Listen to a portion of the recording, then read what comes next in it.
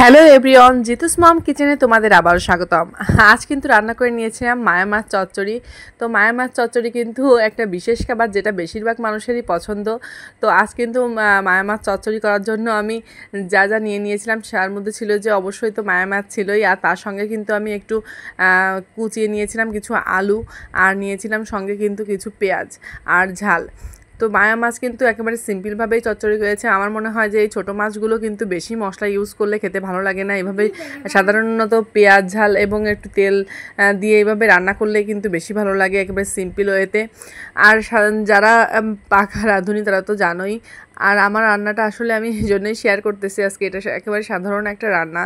তো দেখা যাচ্ছে যারা নতুন রান্না শিখতেছো বা ব্যাচেলার আছো তাদের জন্য কিন্তু একেবারে সিম্পল রান্নাগুলো খুবই দরকারি হয়। তারা কিন্তু সহজে যেসব রান্নাগুলো করা যায় সেগুলোই তোমরা বাড়িতে ট্রাই করো।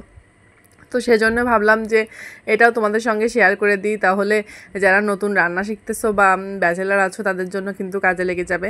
তো এখানে আমি দেখতেই পাচ্ছ আলু একটু ছোট সাইজ করে কুচিয়ে নিয়েছি, যেহেতু ছোটো মাছ খুব তাড়াতাড়ি রান্না হয়ে যাবে। তো তার সঙ্গে আমি কিন্তু পেঁয়াজ ঝাল নিয়ে নিয়েছি, আর সঙ্গে নিয়েছি হলুদ এবং লবণ, আর তার সঙ্গে কিন্তু আমি দিয়ে দিব পরিমাণ মতো সরিষার তেল এবং সয়াবিন তেল।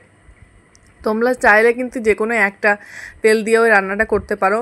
তো আমি কিন্তু দুইটা তেলই ইউজ করেছি। দুইটা তেল ইউজ করলে আমার মনে হয় যে খেতে বেশি ভালো লাগে। তো আমি বেশিরভাগ ভাপানো রান্না বা মাখিয়ে যেসব রান্নাগুলো করা হয় তাতে দুইটা তেলই দিই, তাহলে আমার মনে হয় যে স্বাদটা বেশি বেটার লাগে। তো সব উপকরণগুলো দিয়ে কিন্তু দেখতেই পাচ্ছ আমি ভালো করে হাতে মেখে নিচ্ছি। এইসব রান্নাগুলো কিন্তু হাতে মাখার উপরই স্বাদটা অনেকাংশে ডিপেন্ড করে। তো ভালো করে মেখে নিতে পারলে কিন্তু অনেক রান্নার টেস্টটা অর্ধেকই বলতে গেলে যে এই মাখাটার উপরই কিন্তু ডিপেন্ড করে। তো আমি সব রকমের উপকরণগুলো দেখতেই পাচ্ছ হাত দিয়ে বেশ একটু সময় নিয়ে কিন্তু এটাকে মেখে নিব। তো মেখে নেওয়ার পরে কিন্তু আমি এখানে অ্যাড করে দিব অল্প পরিমাণে জল, এটা যেহেতু চচ্চড়ি হবে। তো আমি কিন্তু আলুগুলো একেবারে কুচিয়ে দিইনি, দেখতেই পাচ্ছ অনেকে কিন্তু একেবারে চিকন করে দেয়, জিরি জিরি করে কুচিয়ে দেয়। তো আমি অতটা কুচাইনি। অতটা কুচাইলে হয় কি যে মাছের সাথে আলুগুলো মিক্সড হয়ে যাওয়ার একটা থাকে। তো আমার যেহেতু ছোট ছেলে আছে, মাছ যদি ভেঙে যায় ঝোলের সঙ্গে একেবারে মিশে যায় আলুর সঙ্গে, তাহলে কিন্তু ও খেতে পারবে না। এই জন্য কিন্তু আলুগুলো একটু মিডিয়াম সাইজ করে কেটে নিয়েছি। কেউ যদি মনে করো যারা ছোটো মাছ পছন্দ করো না খুব একটা, তো এই টিপসটা কিন্তু তোমরা ফলো করতে পারো। আলুটা একেবারে তোমরা কুচিয়ে দেবে না, আমার মতো একটু মিডিয়াম সাইজ করে রাখবে।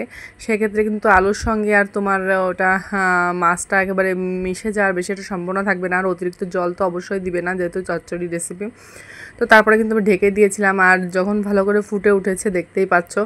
এই পর্যায়ে কিন্তু আমি একটু উঠিয়ে ঢাকনাটা তারপরে কিন্তু একটু নেড়ে চেড়ে দিচ্ছি। এই নাড়াচাড়া করার সময় সাবধানে নাড়াচাড়াটা করবা, যে কিন্তু একেবারে ছোটো ছোটো মাছ দিয়ে আমি কিন্তু চচ্চড়িটা করেছিলাম যাতে ভেঙে না যায়। এই তো ঝোলটা একটু কমে গেলেই দেখতেই পাচ্ছ আমি নামিয়ে নিয়েছি। তো দেখতে কতটা লোভনীয় হয়েছে দেখে নিশ্চয়ই বুঝতে পারছো। তো এই ছোটো মাছ তো আসলে আমরা তো সবসময় অন্যান্য সব রকম মাছই খেয়ে থাকি, কিন্তু ছোটো মাছের ওপর কিন্তু বাঙালির একটা বড় ধরনের ইমোশন জড়িত।